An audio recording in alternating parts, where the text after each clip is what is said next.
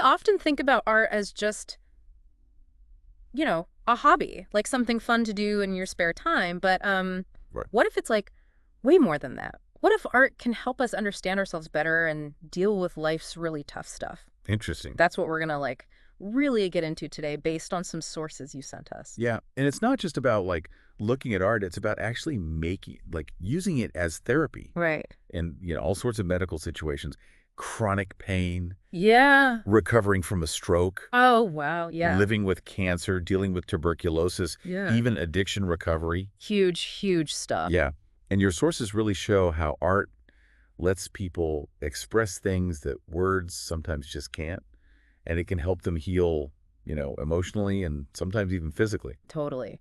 We want to explore how creative expression can be so powerful when you're facing these medical and physical challenges. Absolutely. We'll look at specific examples and some really surprising insights from what you send over. So get ready for some aha moments. I love those. Yeah. So, okay, let's jump in. Why can art be such a strong force for healing? Well, one of the most amazing things about art is that it helps you understand yourself better. Okay, yeah. It helps you discover who you are and what you know about Just yourself. self-awareness, right? Yeah. Yeah. One source even says that art is the absolute best way to do this, that it's without peer, they say. Wow. And this connection to your inner self is, being seen more and more as super important for good mental health. Right. It's like in a world where we're always so focused on what's going on outside of us, art lets us look inward. Exactly. And it's not just about noticing our thoughts, it's about doing something, making art that seems to reconnect us to our desire to be healthy and alive, especially when we're dealing with a serious illness. It's like tapping into something deep inside. Absolutely. And one source talks about how humans need to be active and creative. Art gives you this sense that you can do things, a sense of accomplishment. Like you have control. Yeah, exactly. When you're dealing with something medical, you often feel like you have no control over your body or life. That makes sense, yeah. But when you make art, when you learn a new skill or work with different materials, you take back some control. Right. You become the one who's in charge. It's very empowering. So true. And this feeling of accomplishment, of doing something successfully, it fights that helplessness that so often comes with being sick. Makes sense. It's a real psychological boost. Yeah, it's about being in charge when so much feels out of control. And there's this other thing too, and it seems so basic, but it's really important, the pure joy of creating art and sharing it. One of the sources quotes E.B. White and William Schultz, who talk about really appreciating the world around you and how that makes you want to protect it. Makes you think. Maybe we don't think enough about how much simple pleasure can help us be healthier and happier. It raises an important point about the connection between the mind and the body. Your sources emphasize how art expression can be a powerful mind-body intervention. People often say they feel less pain, less physical discomfort, even less intense negative emotions when they're absorbed in creating something.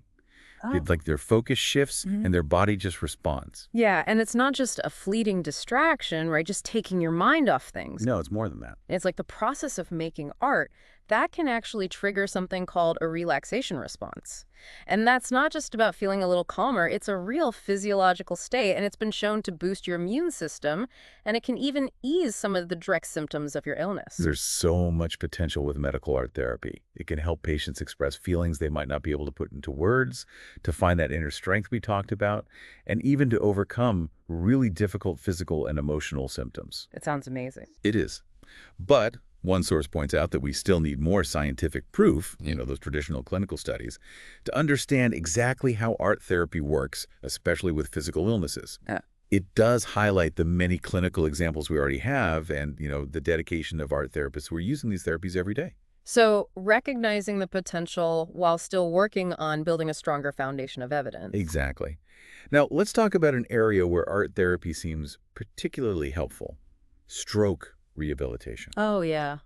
The sources really emphasize how each stroke survivor's experience is so unique because the brain damage is very specific. It's not a one-size-fits-all situation. Right. And there's this whole discussion about whether different parts of the brain have very specific jobs, or if it's more like everything works together, like all the areas contributing. Right. How does that influence how we think about art therapy after a stroke? That's a really important question. Yeah. If we believe that specific brain areas control certain abilities, then art tasks can be Mm. designed to target those areas.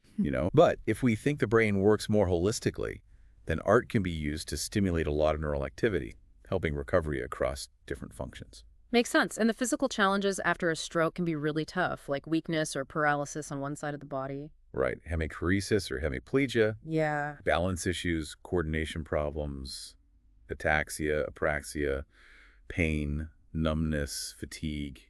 It can be overwhelming. And on top of those physical difficulties, there are the psychological and social aspects. The sources talk about how common depression is after a stroke and how there can be even more complex mood disorders. Yeah, sometimes even linked to where the stroke happened in the brain. Right. One source mentioned how strokes in the front left part of the brain, those left anterior infarcts, can be associated with a higher risk of depression. And then there are those changes in affect where emotions might be really strong or inappropriate, like emotional lability, where your mood swings back and forth, or even inappropriate euphoria. Yeah, it's a complex picture. It is. One source also mentioned how people with Broca's aphasia, they have trouble speaking, but they generally understand language, and they tend to keep their personalities. But with Wernicke's aphasia, where understanding language is difficult, people might sometimes become paranoid. It's amazing how different brain injuries can have such different effects. And there are other emotional changes too. Some people become less cooperative, some experience emotional incontinence where they can't control their emotions, and some even show disinhibition. And a lot of things can make recovery harder. Like what? Well, you have fatigue and depression, of course, but there are also things like less obvious neurological problems, other medical conditions someone might already have, medications they might be taking, cognitive impairment affecting memory and thinking, social factors like lack of support, and even personality traits. Like what kind of personality traits? Perfectionism, pessimism, being overly dependent on others. Hmm. All these can really make it hard for someone to be motivated and get better. It sounds like a really challenging journey, but it's encouraging to hear about those studies with people who were artists before their stroke. Some, even with damage to the left side of the brain and aphasia affecting their language, were still able to paint at a high level. And others, who had to start using their non-dominant hand, developed whole new artistic styles, even including elements of fantasy, That's so interesting. which maybe suggests some changes in their personality or how they express themselves creatively. Right. And it shows how differently the two sides of our brain often work. Right. The right side is usually considered more involved in nonverbal communication, understanding things as a whole, concrete thinking, processing emotions, spatial relationships, analogical reasoning, and, importantly for us, drawing and building things. Right, and those who have damage on the right side of their brain often have problems with visual and spatial tasks. Exactly. And their drawings can be very unique, right? They might have trouble with outlines, so the overall shape of something is off, but they can still get the details inside right. Yeah. And the relationships between objects in space can be really distorted. And they often completely neglect the left side of the drawing as if that part of their visual field just isn't there. That's wild. This is where art-based assessments are so helpful in stroke rehab. They can give the treatment team really important information about a survivor's strengths and weaknesses, which helps them make a personalized plan. Makes sense. Especially when language is affected, art can become a really important way to communicate. It lets therapists assess freehand drawing and copying skills, often revealing things that traditional tests wouldn't catch. I see. It's fascinating how someone can be good at drawing even if they have trouble with language and the other way around. It makes you think about the different ways our brains handle information, Absolutely. like visual memory versus cognitive memory, and maybe how visualization can help us remember things. Exactly. And different art-based assessment techniques can tell us a lot about these cognitive processes. Free drawing can show how someone plans, sequences actions, their motor and perceptual skills, and how they organize things in space. Makes sense. Copying tasks tests visual perception, the ability to plan and execute movements. And then there's the self-portrait, which seems really interesting. It goes beyond just being able to draw. Oh, absolutely. It shows how someone sees themselves, their body image, how they're feeling emotionally, and their overall psychological state. Right. The size of the drawing, the types of lines, how they position body parts, what they leave out, even whether or not they include a wheelchair if they use one, all these things can tell us a lot. Yeah, it can show how they feel about the physical changes they've gone through and how their body image is changing. And one source talked about how someone who was right-handed and now has weakness on their left side might still be able to do a self-portrait pretty well with their dominant hand. But if someone has weakness on their right side, it might be more difficult to use their non-dominant hand. And if they have receptive aphasia, it might be hard to understand the instructions. Right, because they can't process spoken language as well. Yeah. So using the non-dominant hand and showing them what to do can help a lot. It's interesting how those self-portrait evaluations even predicted which patients would regain independence in their daily life. Mhm. Those who showed a lot of denial in their portraits, often those with lesions on the non-dominant side of their brain, they often struggled with being independent, even if they didn't have obvious language problems. Yeah. It's like they were being seen as stubborn or unmotivated, but they actually had these underlying perceptual or cognitive challenges they might not have even realized they had. Right. It really emphasizes how important those lesions on the non-dominant hemisphere are, even if they're subtle, Wow. affecting things like knowing left from right and making judgments, and the person might not even be aware of these limitations. And using self-portraits over time can help therapists track progress or even see if someone's getting worse, which might mean there's an underlying medical issue or a problem with their medication. I see, that makes sense. And it sounds like the art therapy environment itself is really important. It's supposed to be a quiet space, so there are fewer distractions, and it uses multisensory stimulation. Plus, they offer individual and group projects that are adapted to each person's physical and visual limitations. Exactly. Simple things like, the art supplies, reminding people to use their glasses or hearing aids, giving clear instructions, all of these things can make a huge difference. And group art therapy can really help with the psychosocial losses that often come with a stroke. It builds a sense of community among people from different backgrounds who are all going through similar challenges. The example of Fran was really touching. She loved theater, but felt so ashamed to be seen in a wheelchair. Oh, Art therapy gave her a social outlet, and she even felt like a star again because she could contribute creatively and got positive attention. it's great that she was able to find that. And the clay band project is such a cool illustration of this group dynamic. Each person made a musician. There was Paul, who had a visual field cut, making the bongo drummer. Patrick, who had ataxia and apraxia, making the band leader, who's kind of lopsided. It's cute. And Fanny, who had cognitive impairments, she made these simple figures that weren't as defined. It shows how art can meet people where they are, Told it. and help them feel like they belong and can achieve things, even with physical or cognitive challenges. Yeah, it's a beautiful example of adaptation and finding ways to engage and contribute even with so many obstacles. Okay, so let's move on to another area where art therapy has a lot of promise. Managing chronic pain. This is a huge issue that affects so many people. It really is. And the definition of chronic pain itself is interesting. It's usually pain that lasts longer than it should for healing, more than 3 months. Mm-hmm. But now we also talk about benign chronic pain, which means there's no life-threatening disease causing it, as opposed to pain that's directly related to something like cancer. So pain that lasts longer than expected, but it might not be because of something dangerous. Exactly. And what's really important is moving beyond just the simple idea that pain is a direct response to an injury. We now understand that there are biopsychosocial aspects to chronic pain. Okay, yeah. It's not just about tissue damage. Our thoughts and emotions play a big role in how we feel pain. So interesting. And this understanding led to things like the gate control theory of pain, I've heard of that. which basically says that pain signals don't just go straight from the injury to the brain. They're changed or modulated in the spinal cord.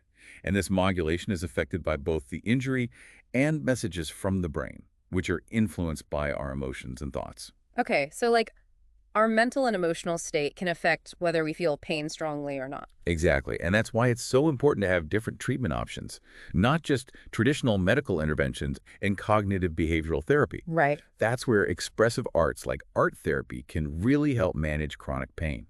Think about your spinal cord as a gatekeeper for pain signals. An injury sends a message, but your brain, influenced by your mood and thoughts, can tell that gatekeeper to either let the pain through or block it.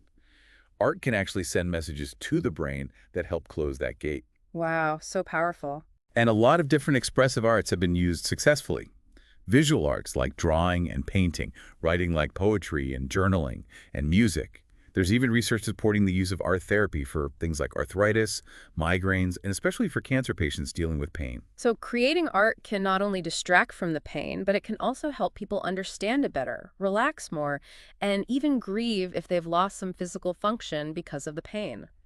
The example you shared about your father using drawing and collage during his cancer journey is really powerful. And writing, especially poetry and journaling, can give a voice to people whose illness might make it hard for them to communicate in other ways. Yeah, and music therapy seems to have a lot of research backing it up for pain management. It helps with relaxation, distraction, improving mood, and even stimulating mental imagery. So it affects the emotional, cognitive, and sensory parts of pain. One of the sources described a research workshop specifically for chronic pain that combined music, visual art, and writing. Wow, a multi-pronged approach. It was an experimental study, and they had clear criteria for who could participate and a structured format for the sessions. What's interesting is they combined principles from cognitive behavioral therapy with these expressive arts. Oh, okay. So they were using creativity as a more, I guess, physical and less intellectual way to work with those cognitive behavioral techniques. Right. And the workshop also operated on the idea that making art is a basic human need that affects our well-being, like our immune system, emotions, thinking, and even how we see the world. So it's like a holistic approach. Yeah, and guided mental imagery was a big part of it. Interesting. It was used both as a form of expression and a tool for relaxing, focusing better, being more creative, and even getting some distance from the pain. It was about using the right side of the brain, which is connected to our ability to create images and how we experience pain. That's so interesting. A typical session would start with meditation and guided imagery, then they'd choose music and make art in response to it, and finish with writing poetry. Wow, a very complete session. And the discussions in the workshop often focused on deep emotional issues, like anger towards doctors and insurance companies, which shows just how complex chronic pain is. Right, it's not just physical. And even though many participants didn't have much experience with art, the results were really promising. That's great. It shows that we all have the capacity for creative expression, and it can really benefit us, even if we don't think of ourselves as artists. But the source also says we need more research and documentation on expressive arts therapies for chronic pain. It definitely sounds like an area with a lot of potential. So let's move on to another really important area, art therapy in cancer care. Getting a cancer diagnosis is such a life-changing thing, and there's so much emotional stress involved. Absolutely. Like, it's not just about the disease itself, it's about the specific part of your body it affects, what you think might happen in the future, and the often difficult treatment. Right. And your sources focus on laryngeal cancer, cancer of the voice box, Yeah. and the surgery called total laryngectomy, where the larynx is completely removed. Yeah. This procedure has such a huge impact psychologically because you completely lose your voice, and it also affects other important functions like breathing, swallowing, smell, taste, even chewing. Wow. And all these changes can lead to a lot of anxiety, depression, and a really different body image. It must be so hard to imagine losing your voice. It makes perfect sense that art therapy, which doesn't rely on words, would be really helpful for people who have had a laryngectomy and are dealing with aphonia, not being able to speak. It's important to understand both the medical and the psychological sides of laryngectomy. Right, so like the anatomy of the larynx, how cancer shows up there, how it's diagnosed, and the treatment options. Yeah, which can range from radiation therapy to actually removing the larynx surgically. Right. But equally important are the psychological aspects, Yeah. which often have different stages. So like what? Well, before the surgery, patients often go through shock, grief, anxiety, and depression. They might also be afraid of becoming disabled, of how others will see and accept them, of the cancer coming back, of being more dependent on others, and of course, of losing their voice and potentially having a changed appearance. It's understandable to be scared about all of that. Absolutely. Mm. And it's really important to provide counseling and even let them meet people who have successfully had a laryngectomy and gone through rehab. It can help a lot with those fears. It's good to have those resources available. And after the surgery, when the shock starts to wear off, the reality of not having a voice and the potential changes in appearance really hit them. It's common to feel frustrated and angry. It must be really tough. It is. When art therapy is introduced, depends on the individual's recovery, Yeah. but the goals are often to provide a safe space to express all those emotions they're dealing with and to start accepting those big physical changes as part of themselves. It's like starting to see themselves differently. Exactly. And rehab after a laryngectomy seems so connected to being able to communicate. Oh, definitely. Some people learn esophageal speech, where they trap air in their esophagus and use that to speak, but it doesn't work for everyone, especially for older patients or those who had radiation. Right. And when it doesn't work, it's like another loss on top of everything else. Yeah.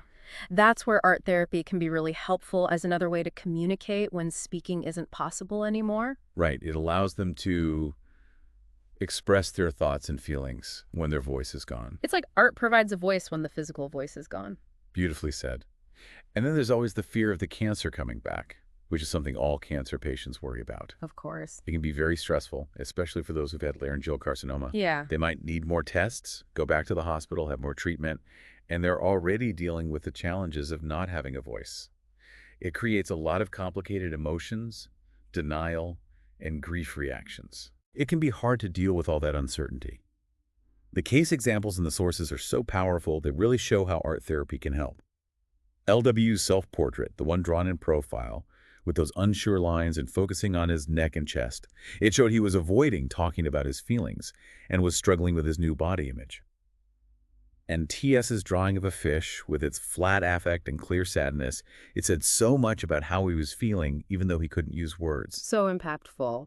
These examples really show how art can help the whole treatment team understand the big changes and the adaptation process that patients who've had a laryngectomy are going through.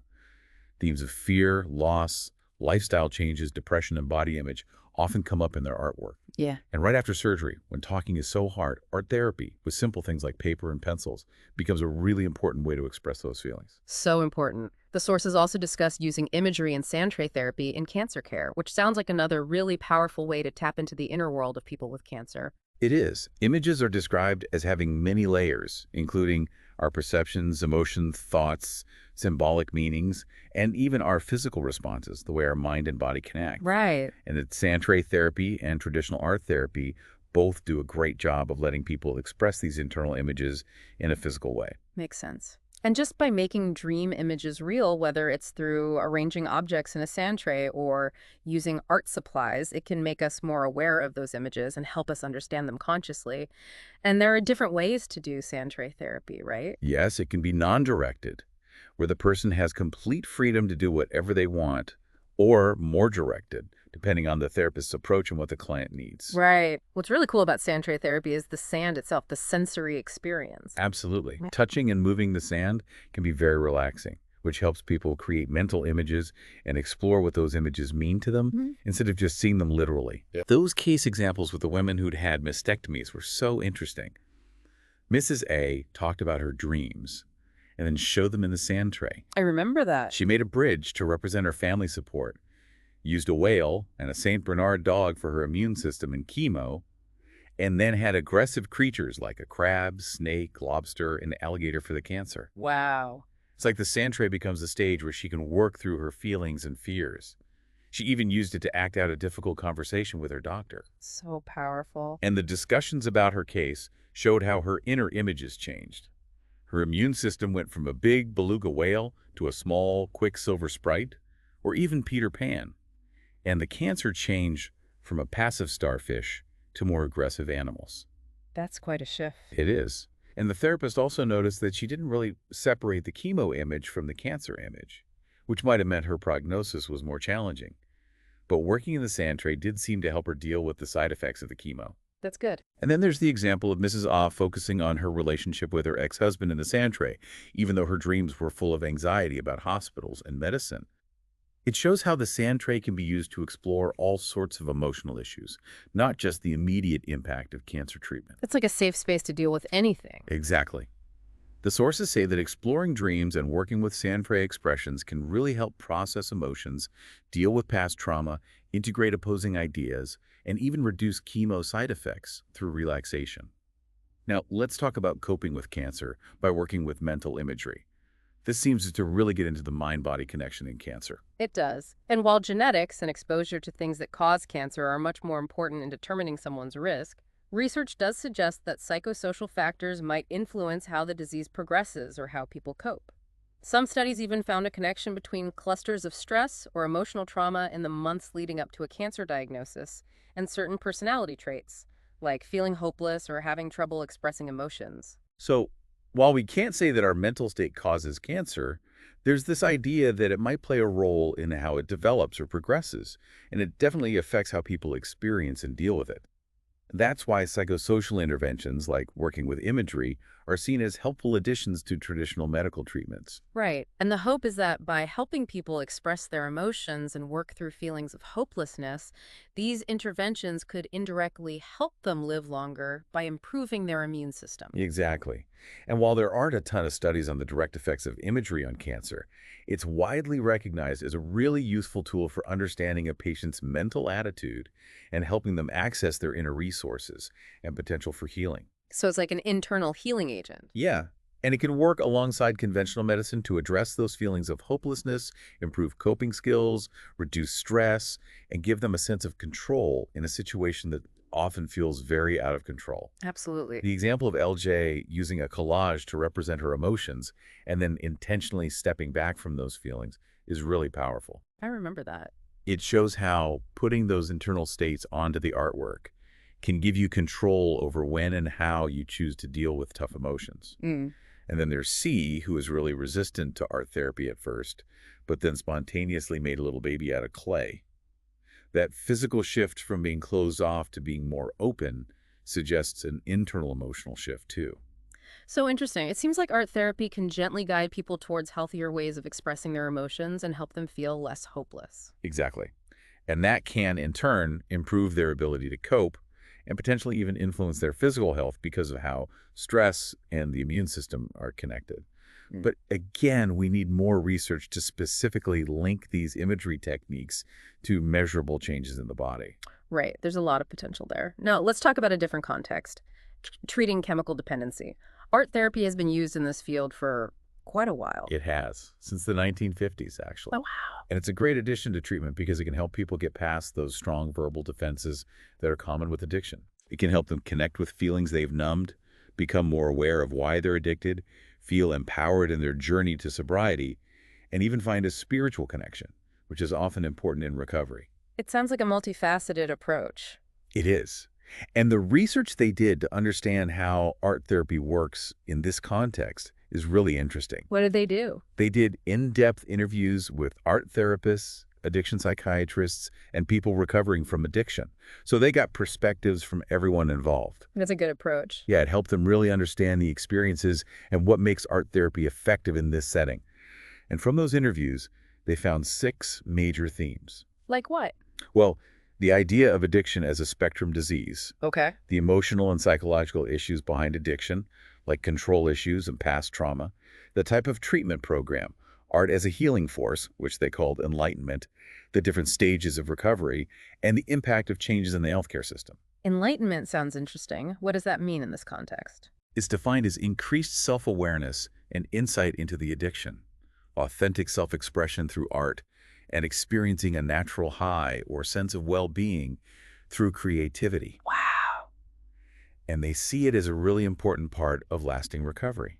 The stories shared by the therapists, psychiatrists, and people in recovery really illustrate this concept. So it's about seeing yourself more clearly, expressing yourself authentically, and feeling good through art. Exactly. Yeah. And one participant talked about how important it is to create a safe and comfortable space where patients don't feel resistant to therapy and can explore their issues indirectly through art. I see. It's like the art allows them to start exploring themselves without feeling too threatened. Right. And they use the analogy of learning to swim. Yeah. You can't do it just by talking about it. You have to actually get in the pool. Oh, I like that.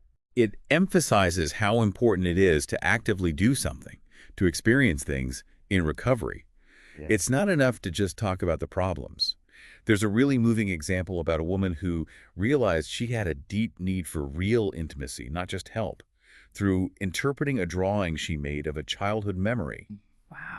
It shows how art can help us understand things about ourselves that we might not see through talking alone. So powerful. And art therapists who work with addiction tailor their approach to each patient, right? Absolutely. Based on their needs, the treatment program, how long they're there, and any other mental health issues they might have. Right. They might adjust their focus depending on whether the priority is staying sober right now or exploring deeper emotional and psychological issues. I see. And when patients are in a lot of pain, therapists use empathy, acceptance, and metaphors when talking about the artwork, and they often use fluid materials like paint or clay to encourage a sense of freedom. That makes sense. And they only talk about the meaning of the art when the patient is ready. But there are also external factors that can affect how well art therapy works in addiction treatment. Support from the program's psychiatrists is important, as is the patient's willingness to participate. Of course. But there are also challenges from changes in the healthcare system. Like what kind of changes?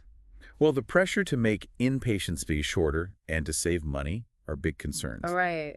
It's hard to do more complex art projects when patients aren't there very long. And sometimes, changes in job titles and descriptions for therapists can take the focus away from specialized art therapy. That's concerning. But it's good to know that there are signs that show when a patient is getting better. Yeah, things like increased self-awareness and taking responsibility for their recovery, which are often reflected in their artwork. Yeah, that makes sense. So overall, the research really shows how valuable art therapy is in addiction recovery. It does. It highlights the importance of enlightenment, that combination of self-awareness, authentic self-expression, and feeling good, and how it can be used with both the disease model and the psychiatric model of addiction. It can even help in short-term treatment settings by encouraging patients to work independently and making the transition back home easier. It's great that it can help bridge that gap. So it sounds like art therapy can help people not only stop using substances, but also build a happier and more fulfilling life without them. Yes, and that deep self-understanding, that enlightenment, seems to be key for real, lasting recovery, not just abstinence. Absolutely. Okay, so finally,